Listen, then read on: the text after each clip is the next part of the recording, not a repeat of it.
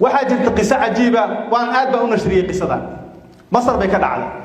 ويل بأبيه وحو كل بصدي عنانت أبو لا يرك الدمي أبو بيها هلا دقالي أبو كورجا هينجا تبيننا الله قاس وحو كشقيني ويل كان برا أكتيفيتي ويل كان جامعة دولكتان الله قول إسكح نسي ما عليك استوحوا لها ما عليك هنقولك أن كتجي لها حتى نشقيه لها وإسكتجي لها قول ويل كان وحو النقطة يسوي أبيه احترامه يكعب سنة إنه شقدي يجوري وحكا قبته بيا إلى ليو كردو ميل تبى السمايو نيوحو النقطة برا أكتفا معناته الدمبين أيا الشغل سودتشي ترتب امتحان ملهم بالي انترفيو بشغل وكلا سارية بقول أرضي ضربتين هول كي شغل وتجي مركو بحي أيوحي أبو داعد أهو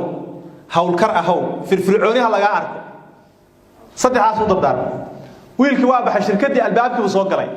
البابك مركا لقليو للريحيو ماني كذا البابك قطار كان صار لو قبطه وجبيه سكه صار لو جبش محو سو حسوستي ابا البابك هينغا جبيننا البابك مسميه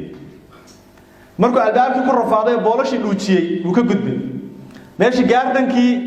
biyaha maaragtay lagu rusheyn jiray oo wuxuu maray tuubooyin ku jiraan oo biyaha dhinacyada ka daadanaya tuubadii buu ka xiray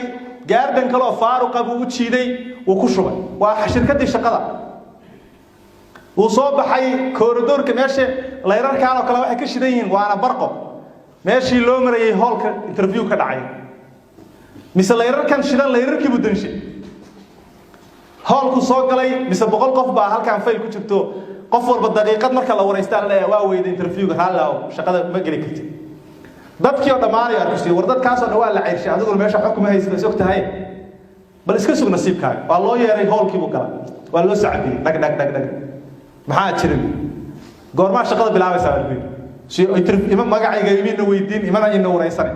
ma imtixaanku waa ku baasto oo goorma imtixaan iga qaadeen كاميرا لو عشي صورتي ولا تصي سوى الباب سمينيا isagoo biyihii saxaya isagoo leerarkii waxay dhahay anagu ma aan raadinay nin suud xiran oo shahaado watay nin proactive aan raadinaynay oo meesha shaqada ka taagan wax ka qaban kara adaana shaqada lagu qaato wuxuu soo xasuustay sababta uu ku helay in aabihii uu lahaa uu soo orday gurigii buu yimid soo aabihii ugu mahad celiyo oo raali geliyo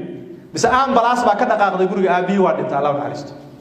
marka qisada wuxuu u qoray painful weeye maxaa yeelay waalidka waxa uu baxshay marka canaantiisu waa barako shaqa lagu helaa wax badan oo dhibaatada uga badbaadaysa laakiin ma dhageysana anagu ma dhageysano idan waalidka nasteexadiisa iyo ducadiisa iyo laga faa'iideysto hana loo dhibri